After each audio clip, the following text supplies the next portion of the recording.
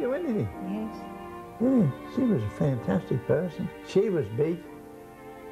That's why I called her a bar of steel. She was our saint, really.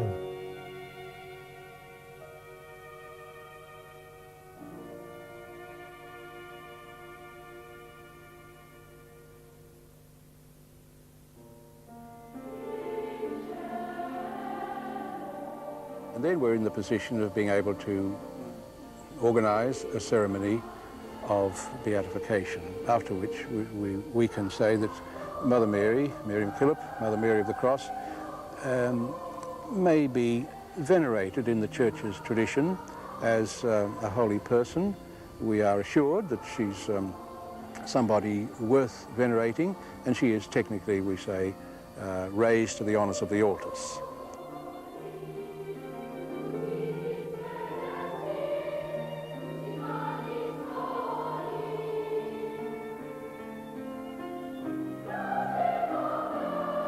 My desires seemed to centre on a wish to devote myself to the poor children and the afflicted poor. I gave myself completely to the work in Penola, which almost every day seemed to confirm as my vocation I had so long sought. Father Woods asked me whether I would remain and become one of the first children of the work. I joyfully consented and found true peace. Mary MacKillop. What a society of the day of my time, the way they treated the mother. I thought society let her down badly after her police husband was killed on duty, just because they went by the law, no compensation, no pension. It was a crime. To be an orphan in them days in that society was a crime. And as for me, I said they threw me into a bucket. That's about what they did. They threw me into a bucket, and Mary MacKillop took me out of the bucket, put me in that orphanage for 12 years. Set me up in life. Gave me a home, yes, and education to the 4th class. Yes. What more could they give us? And they taught us respect and manners and all these things, good qualities that are in every human. The parish priest wouldn't say a mass anywhere unless I was with him to attend to him and answer the Latin mass and all that, which I knew back to front. Everybody got a seat except me, and it was 4 miles out the church. So I just jogged barefooted behind the bishop's buggy. And you know, I ran every hill I jogged it on that road that morning. Even the neighbours around the orphanage, they hated us, they called us brats. We had no friends. No friends at all. Only the sisters.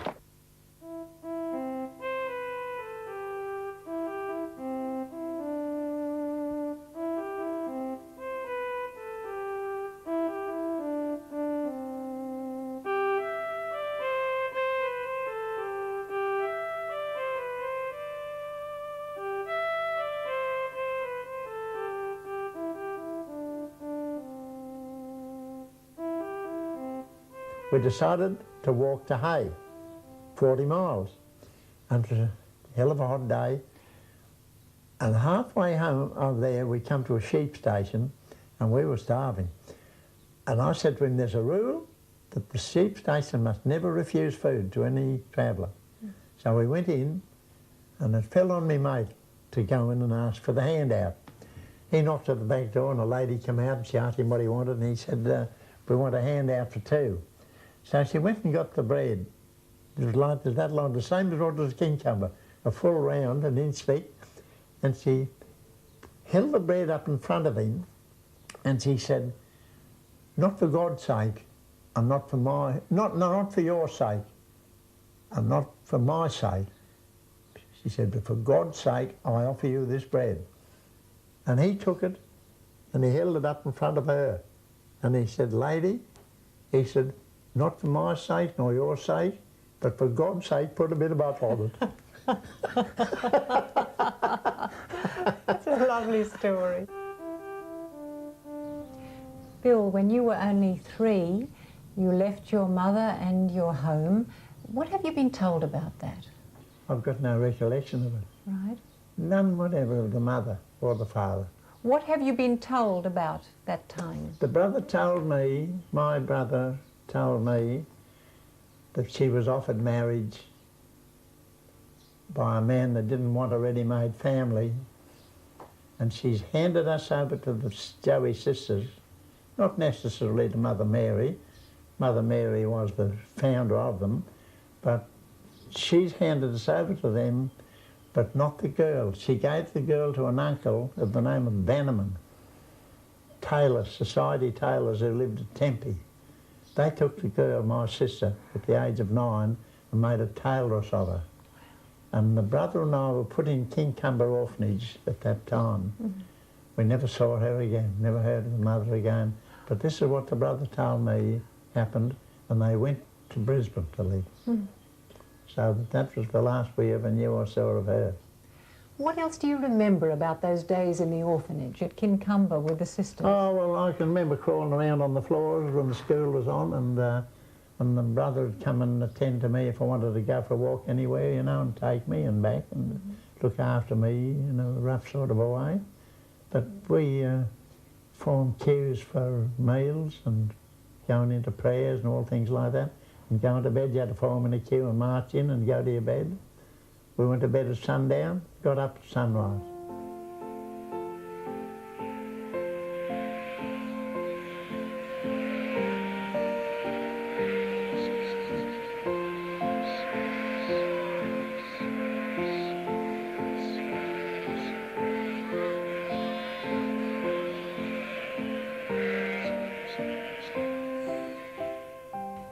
If Mary MacKillop had not taken you, what would have happened to you? Oh, I'd have been declared a ward of the state if the mother couldn't get a job. There was no work for the mother them days except in laundries, about $50.50 a week. And who'd look after us all day while she was in there working? She was hopeless. So I would say she accepted marriage, gave us to Mother Mary and said, oh, they'll be right. Mother Mary gave us this home in Kincumber, and it was good enough. It was enough for us. Ward of the state would be put on the training ships abroad in Sydney Harbour. You ever heard of that? What sort of life would that have been? Well, some of the kids swam ashore to get away from it. Some got drowned. I wouldn't be surprised there wasn't some drownings. You wouldn't hear them. We were nothing. Nothing at all. Even the neighbours around the orphanage, they hated us, they called us brats.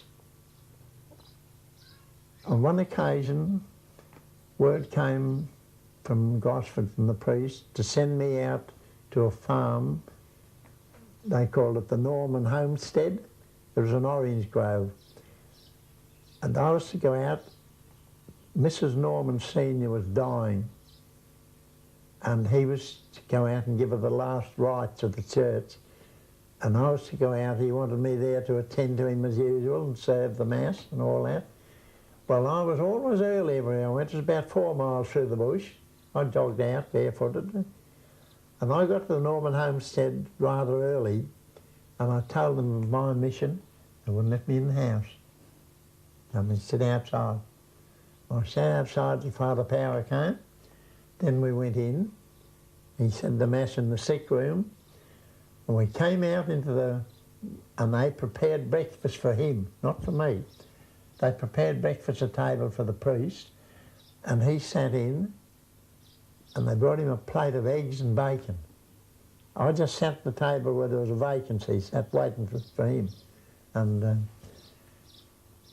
he couldn't look at it. He was a sickly sort of a man. He got up and he put it in front of me, and he left. Said goodbye and left, go back to Gosford. And I just went to go and get stuck into the eggs and bacon, and a scrawny arm come over my shoulder, and it disappeared, plate and all. So, for me, I jumped up, outside, back on the bush track and jogged all the 4 mile back to school. And I sang all the way. jogged along the bush singing, mostly singing hymns. You see, to me, you're really describing a childhood of great hardship, and I wondered what your feelings are. What didn't appear hardship to us. Right. No, we were healthy, and but we were always hungry. In the winter time, we'd be there with no boots and just a shirt and shorts on, and we'd all scramble to try and get in the bakehouse to get the warmth, you know, and she'd let about 6 in at a time, and we used to get the dough on a knife and smear it on the dough, hot oven door to make bread, and she'd give us a loaf of bread to eat. We'd just tear it apart like dogs and eat it. And she was one of our strong favourites. Then there was another, the school teachers were a bit disliked by the boys because they had strict rules. They were all right, you know, but they had a cane and we got plenty of that. We kept in, like if you caught staring out a window instead of doing your lesson, you'd get 3 or 4 cuts. But then that was Geraldine was her name. There was Theodore, the one that marshalled the boys into queues, and Afra. They worked for nothing, you know, they did it all for nothing. And half the time there was no water. They had to go to put a horse in a cart and go into what they call the Killarney estate. And there was a well on the side of a hill there, and bucket the water into a tank on a cart and bring it in, put it in the kitchen. That's the only water supply they had. Dreadful times, you know, for them. We didn't worry. We didn't want any water for baths. We lived in the bay. We'd swim the channel every day. We could swim like dolphins.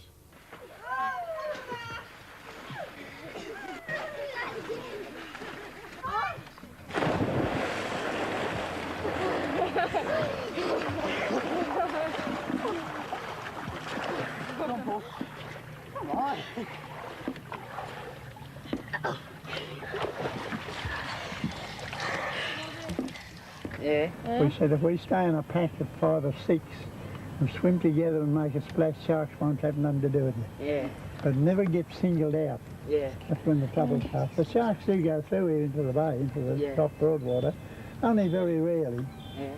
But we're like you, we used to come down and dive in, and only, I'll tell you, we used to dive, we didn't jump. Yeah.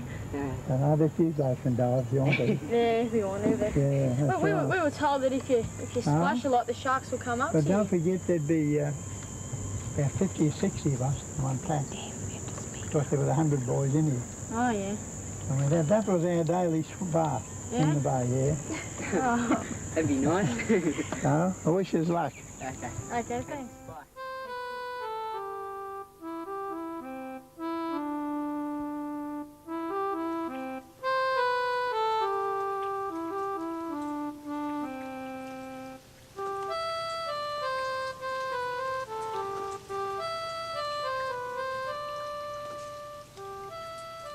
We dived in there and swam across. You'd see 20 or 30 heads in the water all the way across, either going or coming. And fishermen coming through would be calling out to us to leave the water. The sharks were down the bay, and we used to swim to their boat and we'd tell them the sharks didn't touch us because they spare us a fishing line. we were all stuck with fishing lines. And we knew how to handle the sharks. It looks as though the tide runs fast here, does it? Oh, well, it is because of the broadwater. See, there's a couple of miles across that broadwater each way, and it's only a narrow neck. And when the tide comes out, with the southerly wind against it, you'd have a 4-foot wave here. Oh, just like surf. It's hard to imagine because It's hard to imagine, yeah. Come to the day they decided to build the brick dormitories for the boys. The bricks came from Sydney on a sailing ship they call the Maggie Riley, and at this very spot is where they unloaded them onto the bank, and we boys carried 30,000 of these bricks up that hill to the site and stacked them. Then the bricklayers arrived, they had no mortar, so we unearthed the shells at what was known as the blackfellas ovens, where they cooked the seashells for thousands of years, and we unearthed 20 or 30 tons of these shells out and built a kiln with firewood out of the forest and burnt the shells and bagged it for lime, and that was the whole lime supply for that brick building. As you sit here, do you remember having fun? Do you remember that there was fun and friendship with the others, or do you remember mostly hard work? Don't know, there wasn't much friendship among the boys. The big boys took it out of the little boys, and we had some very hard cases of boys, and the big boys would break their spirit. They'd get them on the wharf. One got hold of your hands and one your feet and threw you into the bay. And they'd have a swimmer there to see that they didn't die, see they didn't drown, but they tamed them that way. And there was times when there was no food. We'd take the boat and meet the SS steamship Woy at a place called Merritt's Wharf, just above Ettalong, and we're supposed to pick up 5 bags of flour, and when we got to the wharf where the ship come, no flour. And we rode home and told the sisters no flour. We didn't know why. They probably hadn't paid for it, or their credit had been stopped or something. We didn't understand that. But there'd be no bread, and we just survived. I don't know what the sisters done, but the boys just ate out of the bay. Did Mother Mary MacKillop ever arrive here at this wharf? She may have earlier, when I wasn't. See, the place was 10 years out when I came here, and Mary MacKillop's most busy time was then establishing it. But once it was established with 40 or 50 boys, she left it to her lieutenants, you know. Her Sister Mary Joseph was the superior here, with 10 nuns under her, and Mary MacKillop would come twice, I can remember, in 12 years. Came back and addressed us boys. But we knew of her because every day we said a rosary for Mary MacKillop's intentions, and that kept her name in our minds. And when she came, we were dying to see her, the sister we'd been praying for so regular. Yes. And we walked past and touched her hand, and she was in tears of joy, tears of joy at seeing us, because we were all up with white collars and boots fitted our feet. I've seen kids walking along in the procession with 2 left boots on, and another kid would have 2 rights, another kid had a 1 lace-up boot and 1 button-up. All odds and ends that was given to them, you know, and you had to go in there, the kids had to go into the heap and pick out what would fit their feet. But then after the ceremony, all them boots were taken off and put back again for next time. Because you wore no shoes most of the time, didn't you? Oh, barefooted. Yes. Oh, yeah, we didn't want shoes on our feet.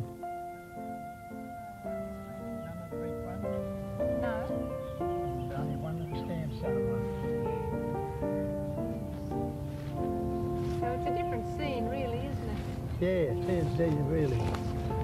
It is. But such beautiful country. Yeah, beautiful water. How old would this tree be? Do you remember? I'd say 120 years. Yes. So you remember this tree? Oh, that tree was as big as it is now 90 years ago. Yes. Few boys have carved their names in here yes, somewhere. Haven't they? Yeah. Yeah, there's something there. Is your name here somewhere? No, I missed out. I couldn't write. So what do you remember of Mary MacKillop at Kincumber? Well, Mother Mary MacKillop was too big for Kincumber. She'd put boys in there, but she wouldn't do it personally. She'd hand them over at Mount Street to others. The other nuns would take them, put them in. Mothers brought them and signed them in themselves. We were signed in, but the book doesn't say who put us in, my brother and I. But Mary MacKillop at that time could be way down in South Australia or in Victoria or even in New Zealand, campaigning for new schools. She was highlighting the schools more than the orphanages, to teach children, give them education when they had none. And she started off in Penola, as you know, Yes. and then she spread out through Victoria, New South Wales, went to Queensland and got kicked out. The bishop there wouldn't have a bar of her, so she came back to Sydney, and that is where King Cumber was born. The bishop at Sydney gave her the presbytery building that you saw a photo of to start her orphanage, and she put 27 boys in it straight away. Well, now it would be there 10 years when I arrived, Right. and by that time it was up to 90 odd boys. Wow. And we topped the 100, went up to 108 or 109. If Mother Mary came to King Cumber that time, she would be only there now. Come to Gosford, out on the cab or horse and buggy, orphanage, have a look through, look at the boys, gone. Like that. But this time she came when I was about 9 years old, and they rigged a buggy up to hold a wheelchair, and met the train at Gosford, and they brought her out, and they dug a hole in the hill and backed the buggy into it, wheeled the chair up, and we were all assembled with these collars on and them funny boots I told you about, and we had to march past her, and you could please her whether you bowed to her or kiss her hand. I kissed her hand, and she was crying the whole time. Not from pain, she was just calling out my beautiful children, like that, calling out and crying. And then she addressed us, dried herself up, she addressed us in mostly about the holy life, you know, what to do, and an hour later she was gone. Back, wouldn't stay a night, back to the train and back to Mount Street. What else do you recall about how she sounded and how she looked? Oh, she had a very loud voice. Oh, very loud voice. You could hear her 100 yards away, calling out what she had to say about, talking to us about what to do with our lives and how to be good, and mostly for the church. She's very strong for the church. And how old did she seem to you at that time? Oh, she was quite young. Yes. Yeah, quite young. I don't think she wasn't so very old when she died, was she? Died in 1909. Yes. She was just maybe a bit past middle age. And what sort of feeling did you get about her presence? We thought we didn't look on her as a human person. We sort of froze in our boots when we were in her presence, and we looked on her as something special. Bill, what influence has she been in your life? I never forgot her. We'd go up to the orphanage and we'd go into where her pictures were, and they finally got the statue at Mount Street, and I'd go over there and we'd have a session there. Alders had her in mind. Has she been something of an inspiration in your life? She was our saint, really. That's why I say now, I don't care if they didn't go any further with her sainthood. She did me the way she is. She served our purpose. I reckon she's a saint now. What is it about her that made such a strong impression? Her strong mind to help destitute children. When she couldn't get enough of them to educate, she formed orphanages and fed them and gave them a bed and an education there. She just couldn't do enough for them. Bill, as Australians come to know more about Mary MacKillop, in what way do you think she could become a significant figure for people today? I think a lot of people will adopt her as a saint up there that will give them some grace and help in their, not in their jobs or their money making or anything like that, in their physical needs. Like if they're got an illness in the family, they'll pray to her to have her restored to health. And they get a kick out of that. And do you think that her story, I mean, how she went about her life, how she travelled around the country and so on, is something of an inspiration for people today? Well, she travelled on horseback half the time. She swam rivers on the horses. I know that. And she'd have that big habit on her and that hood on her head, the veil, and the big rosary beads hanging and the big cross on the front. It'd be all in the water. You can imagine what she'd be like when she arrived at a farm homestead. She'd need a bottle of brandy that day, wouldn't she? She certainly would. Yeah. And something. she worked out along the railway lines too, didn't she, with the railway workers and their That's right. families? She'd do anything. Yes. Yeah, she was a fantastic person. But she did it all for children. Uppermost in her mind was not so much physical either, education. She went around looking for kids that didn't have a school, and she'd put them in one and teach them for nothing. That's a big thing, you know. Amazing. That is big, isn't it? It's not little.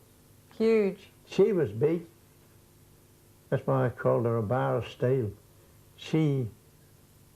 I don't know the most facts of her visit to Brisbane, but she went up there to establish it, and the first thing she did, she locked horns with the bishop, and he ordered her out of the state. And she went out. She landed back in Sydney with about 20, 30 nuns with her.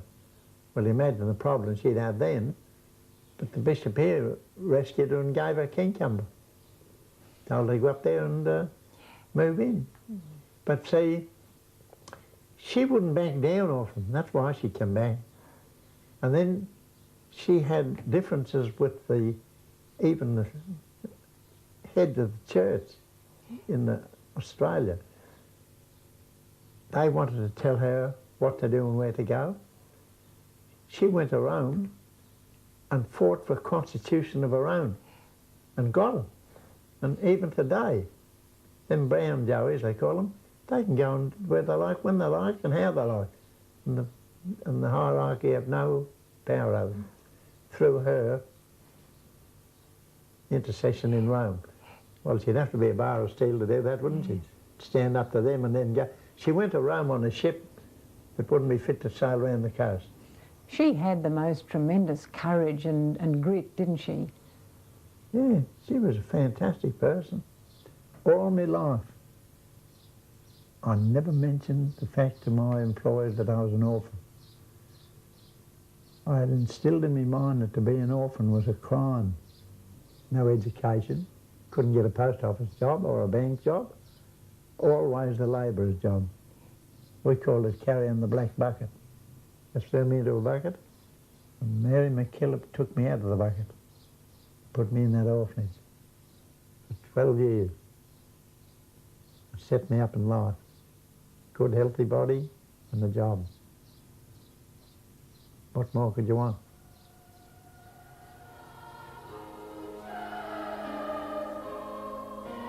She was big. That's why I called her a bar of steel. She was our saint, really.